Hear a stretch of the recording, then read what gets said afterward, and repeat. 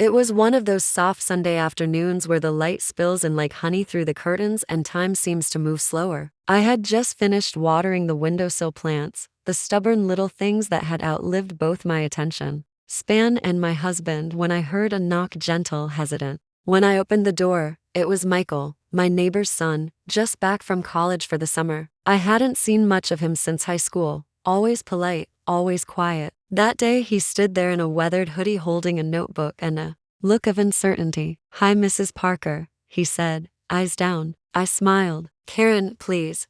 You're 21 now." He nodded, then took a breath. "I was wondering if I could ask for your help with writing a personal essay. I'm stuck." I let him in. The house, filled with quiet and lavender and memory, seemed to welcome him too. We sat at the kitchen table while the fridge hummed in the background. He opened his notebook filled with crossed-out lines and vulnerability stories about his father leaving, about feeling invisible, about being afraid to share who he really was. "I remember you used to teach," he said. "I thought maybe you'd understand." I didn't know what surprised me more, that he remembered, or that someone still thought I had something to offer, but I listened, really listened, and for the first time in a long while, I felt like more than just the quiet woman next door. He spoke. I shared stories from my past, truths I hadn't touched in years. It became more than an essay. It became a connection. He came back a few days later, notebook in hand, this time in the rain. He had written about that first day, about the iced tea, about the way sunlight filtered through my kitchen window, like a moment suspended in time.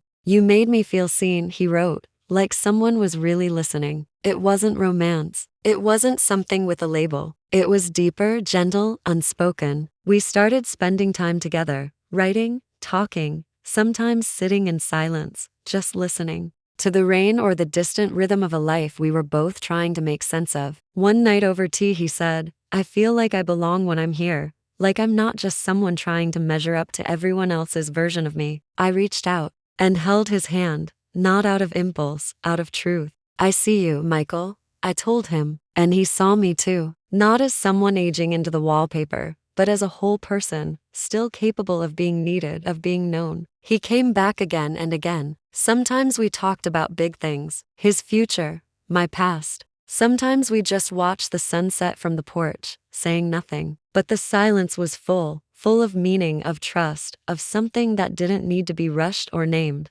That we never crossed lines we didn't have to. What we shared was more than that, a kind of rare presence, a stillness in a loud world. Weeks passed and one day he looked at me and said, "You helped me find myself." But the truth is, he helped me find myself too. Because the most powerful connections don't always come with fanfare. Sometimes they arrive with a soft knock at the